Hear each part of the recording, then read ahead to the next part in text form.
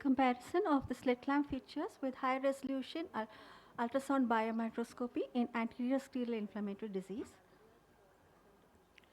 Uh, Anterior scleral inflammatory disease can be episcleritis, it can be scleritis, traumatic scleritis, and scleral abscess. And it's important to differentiate these because the management and the outcome varies. Episcleritis is usually a benign disease, and scleritis is more severe and it can cause structural damage and visual loss. And in cases of scleral abscess, you need to use microbials as well as surgical debridement.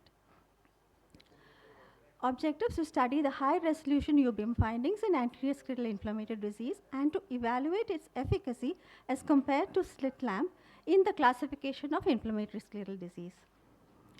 Ours is a retrospective observational study for a period of 1 year. 38 eyes of 38 patients were included in our study. Mean age was 53 years. These are the slit lamp findings and the corresponding UBM findings in all our patients. And what are the changes brought about by the UBM? Patient with scleritis by slit lamp showed episcleritis by slit lamp showed to be a scleritis in one patient. Scleritis was scleral abscess in 3 cases, episcleritis in 2, staphyloma in 1, and scleral mass in 2. A conjunctival granuloma by slit lamp turned out to be a scleral abscess in UBM in 1 case. Scleral abscess by slit lamp was able to demonstrate scleral breach in 4 cases and scleral thinning in 1 case of scleral abscess, and of conjunctival foreign body granuloma turned out to show no foreign body by UBM.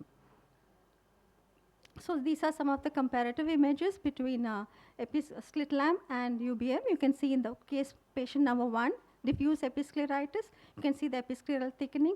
Patient number 2, diffuse scleritis, you can see the hyperreflective scleral thickening.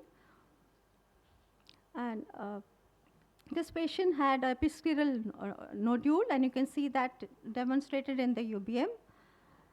This was a limbal nodule. We thought there was a foreign body, but the UBM did not show any foreign body. It just showed an episcleral nodule. Scleral abscess in patient number 33, you can see the heterogeneous scleral swelling with the scleral breach. And the patient number 9 shows a scleral abscess with no breach in the posterior scleral wall.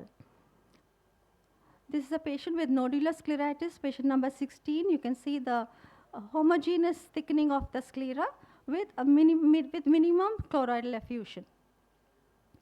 And this patient was scleritis by slit lamp, but in UBM it showed a mass, a homogeneous mass with a breach in the posterior scleral wall and suprachoroidal extension of the mass into the suprachoroidal space. This is necrosis. So UBM is a useful tool in the classification of anterior scleral inflammatory disease. Severe episcleritis with chemosis may be mistaken for scleritis by slit lamp. UBM displayed scleritis as episcleral thickening with homogeneous reflectivity. Scleritis appeared as homogeneous thickening by UBM, and in severe cases, choroidal effusion was elucidated. Scleral abscess appeared heterogeneous with or without fluid spaces. Posterior scleral wall may show breach or no breach. Scleral thickening could be elucidated by UBM. Our study was also able to pick up choroidal thickening and choroidal effusion in 2 eyes with scleral abscesses. So UBM correlated with the slit lamp observation in 21 eyes. In the remaining 17 eyes, it showed a change in the clinical classification, and it can help differentiate episcleritis from scleritis, and it can show a breach in the posterior scleral wall, which will help in the management of the patient, because we prefer conservative management for patients with scleral breach. And demonstration of choroidal thickening, choroidal effusion showed severe inflammation warranting aggressive treatment. Thank you. So. Actually, that's before that anterior segment OCT, I used to do that early, about 10-15 years back, UBM in scleritis cases. It's not very pleasant for the patient to have, scleritis is a painful disease. It's painful, mostly. yes.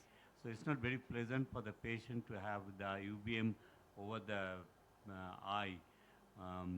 But when there is a OCT is available, you can get that anterior segment OCT. But in addition, when there is a choroidal detachment or choroidal effusion is there, UVM will be a good option. Yes, sir. And even a breach in the posterior scleral wall is important in the management In because abscess, yes. IND should be guardedly done in Done. such cases. True, ma'am.